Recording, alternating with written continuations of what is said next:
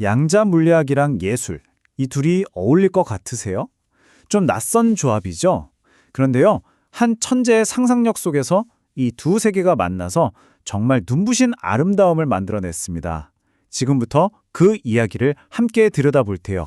자, 먼저 이 이미지 한번 보실까요? 와, 정말 매혹적이지 않나요? 언뜻 보면 저 멀리 우주에 있는 성운 같기도 하고 또 어떻게 보면 살아있는 생명체 같기도 하고요. 그럼 이게 대체 뭘까요? 저 멀리에 있는 은하일까요? 아니면 아주 작은 세포의 세계? 그것도 아니면 그냥 예술 작품일까요? 놀랍게도 정답은 이 모든 게 다 맞다는 겁니다.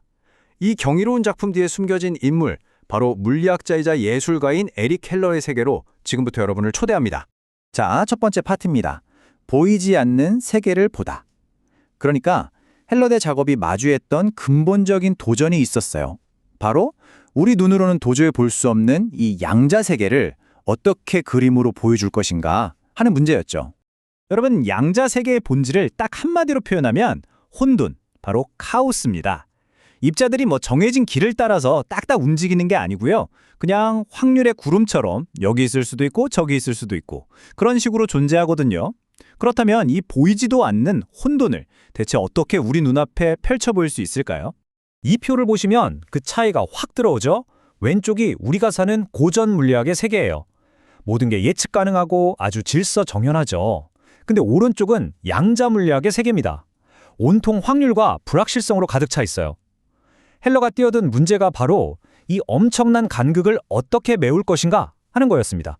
자, 이제 이야기의 진짜 핵심으로 한번 들어가 볼까요? 바로 혼돈 속의 흉터, 양자 세계를 보는 우리의 관점을 완전히 뒤바꿔 놓은 정말 위대한 발견에 대한 이야기입니다. 헬러가 평생을 바쳐서 연구한 분야가 바로 이 양자 혼돈이었어요. 이름 그대로 혼돈 그 자체를 연구하는 학문이죠. 그런데 진짜 놀라운 건 뭐냐면요. 바로 그 완전한 무질서의 한가운데서 그 누구도 예상치 못했던 질서의 흔적을 발견했다는 겁니다. 바로 이 이미지가 그 발견의 과정을 아주 잘 보여주는데요. 헬러는 그냥 마구잡이로 보이는 이 양자 시스템 안에서요. 마치 오래된 기억처럼 숨어있는 고전 물리학의 경로를 찾아냈어요. 즉, 놀라운 패턴을 발견한 거죠. 맞습니다. 혼돈 속에 질서가 숨어 있었던 거예요. 그리고 그는 이 현상에 양자 스카, 우리말로는 양자 흉터라는 이름을 붙였습니다. 이게 무슨 뜻이냐면요. 양자 세계의 그 완전한 혼돈조차도 과거에 질서정연했던 경로를 완전히 지우지는 못하고 마치 흉터처럼 그 흔적을 남긴다는 거죠. 정말 시적인 이름 아닌가요? 자, 한번 비교해 보세요. 왼쪽이 그냥 순수한 양자 혼돈의 모습이라면 오른쪽은 그 안에 숨겨져 있던 스카, 바로 그 질서의 흔적이 드러난 모습입니다. 이 미묘하지만 정말 결정적인 차이를 발견해낸 거죠. 자, 그럼 다음 파트, 코드에서 템버스로. 헬러는 이 추상적인 과학적 발견을 대체 어떻게 이렇게 눈부신 예술작품으로 만들어냈을까요? 그만의 아주 독창적인 과정이 있거든요. 한번 따라가 보시죠.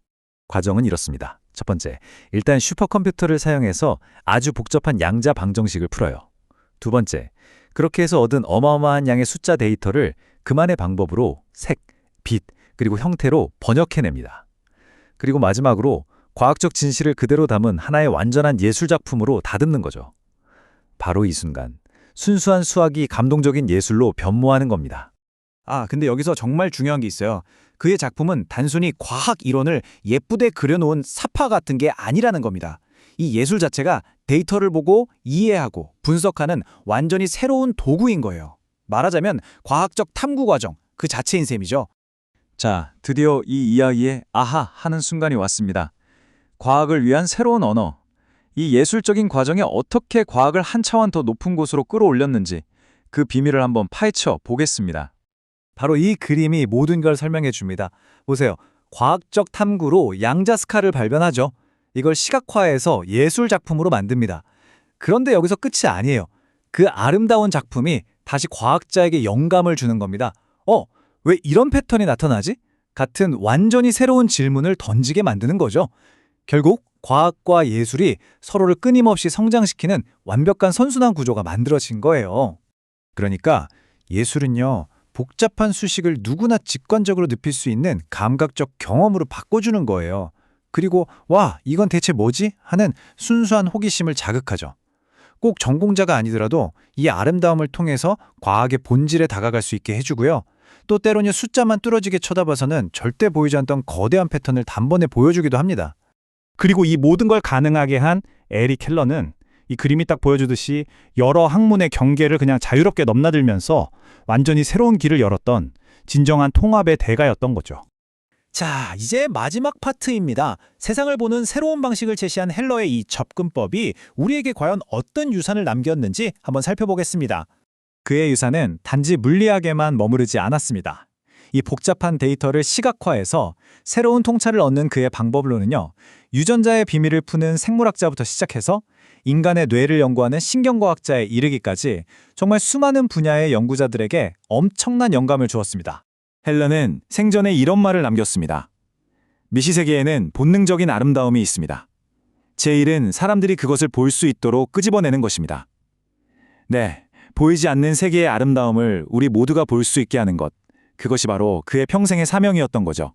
지금 보고 계신 이 작품 안에 그가 발견했던 그 아름다움, 그 복잡성, 그리고 그 안에 숨겨진 심오한 질서가 모두 담겨 있습니다. 마치 혼돈 속에서도 결코 길을 잃지 않는 우주의 법칙을 우리에게 보여주는 것 같네요. 에릭 헬러의 이야기는 우리에게 아주 의미심장한 질문 하나를 던집니다. 만약 우리가 이 세상을 단순히 숫자의 나열이 아니라 하나의 아름다움으로 바라보기 시작한다면 과연 우주는 우리에게 또 어떤 비밀의 문을 열어줄까요?